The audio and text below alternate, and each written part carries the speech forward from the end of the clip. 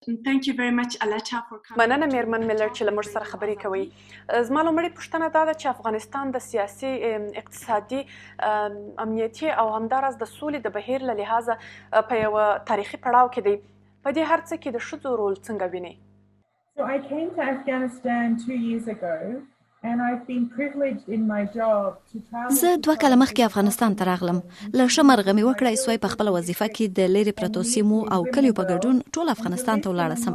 هلته مې له نجونو او ښځو سره ولیدل، د دوی د ژوند، ستونزو، هیلو او بریاو په اړه پوه شوم. زه په هرات کې د یوې بې ځایه سوې کورنۍ سره کښېناستم. د دې کورنۍ له ښځو او نجونو سره مې نه یوازې د دوی د ستونزو په اړه خبرې وکړې، بلکې دوی را سره خپلې هیلې هم شریکې کړې. په بدخشان کې مې له داسې ښځو سره لیدلې چې لوستې نه وې، پر خپلو مځکو یې کار کاوه. دوی ماته وویل دوی غوښتل لوڼې یې ښوونځي ته ولاړې سي.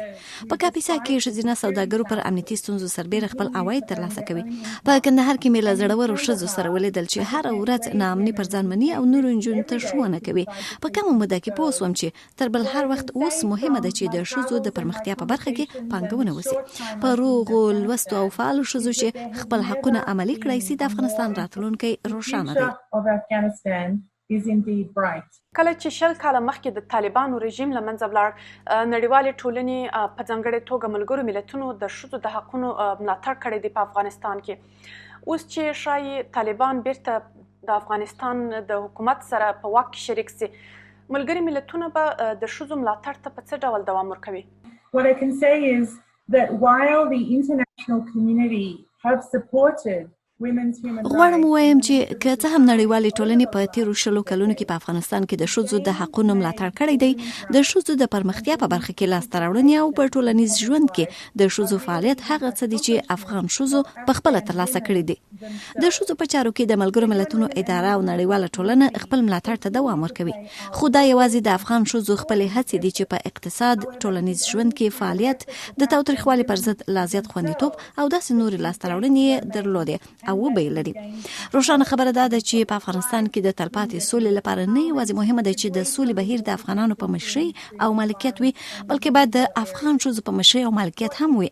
د ښځو په چارو کې د ملګرو ملتونو اداره په اوږده مهال کې د افغانستان اسلامي جمهوریت او ښځو د مدني ټولنې ملاتړ ته ژمنه ده.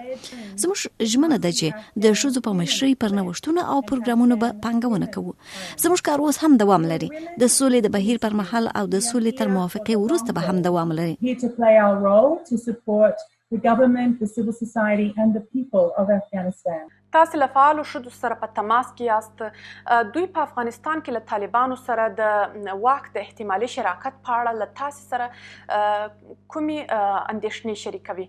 So women are concerned about their right to work, their ability to serve their communities. ښځې د کار کولو، د خپلې ټولنې د خدمت، له تاوتریخوالي د ښځو د خوندیتوب، د ښځو لپاره د برابر اقتصادي او ټولنیز عدالت او سیاسي فرصتونو په اړه اندېښنه لري. دوی د خپلې ټولنې، همکارانو، ګاونډیانو، کوچنیانو او خپل ځان په اړه اندېښمنې دي.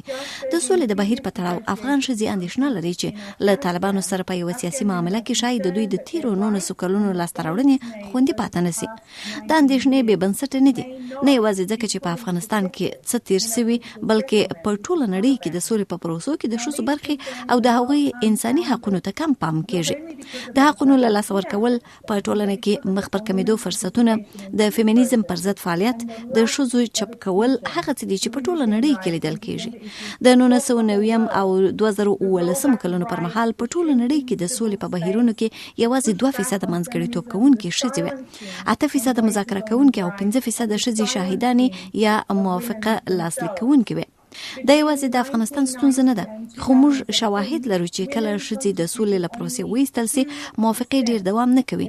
موږ پوهیږو چې کله ښځې د مذاکرې پر میز ځای ونه لري، حقونه یې خوړل کیږي. د نړۍ پر کچه د سولې مذاکرات د جندر او ښځو د حقونو په اړه هیڅ یا ډیر لږ څه وایي، خو افغانستان باید په دې برخه کې له فرصته ګټه واخلي. د ښځو په چارو کې د ملګرو ملتونو ادارې د سولې په بهیر کې د ښځو د معنا لرونکي ګډون لپاره د جندر الرټ په نوم ځینې ټکي خپاره کړي دي. معنا لرونکی ګډون په څه معنا دی؟ women on the negotiating team and Afghan women leaders themselves. افغان ښځې په ښه توګه کولای شي ووایي دوی ته په سیاسي بهیر کې معنا لرونکي ګډون په څه معنا دی، خو د ښځو په چارو کې د ملګرو ملتونو د ادارې په استازیتوب زه ویلی شم چې کله موږ د سولې په بهیر کې د ښځو د معنا لرونکي ګډون په اړه خبرې کوو، هغه دا دی چې وضعیت څه ډول د ښځو د ګډون ملاتړ کولی شي یا د دوی مخه نیولی شي، که په پټه وي یا په ښکاره.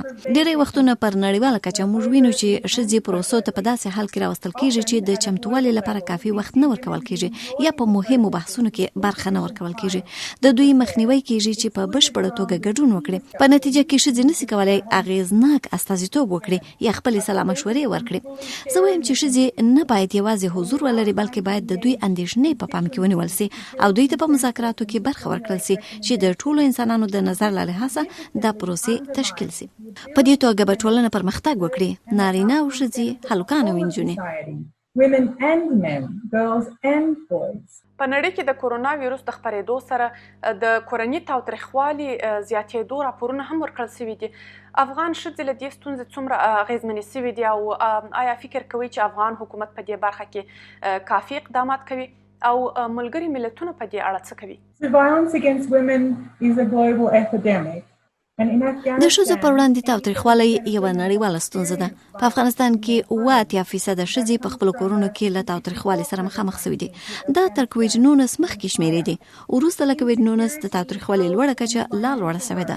د کوویډ 19 سره تړلې ناامني، اقتصادي ستونزې، روغتیايي وضعیت او د اوسېدو محدود ځایونه د دې لامل شوي چې د ښځو پر وړاندې تاوتریخوالی لا زیات شي.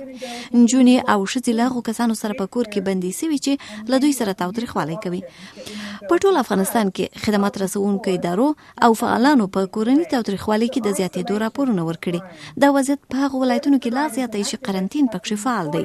تر بل هر وخت اوس ښځې او نجونې مرستې ته اړتیا لري. هغه که روغتیايي خدمات وي، حقوقي مرستې، ټولنیز خدمات او یا د امن خونې وي.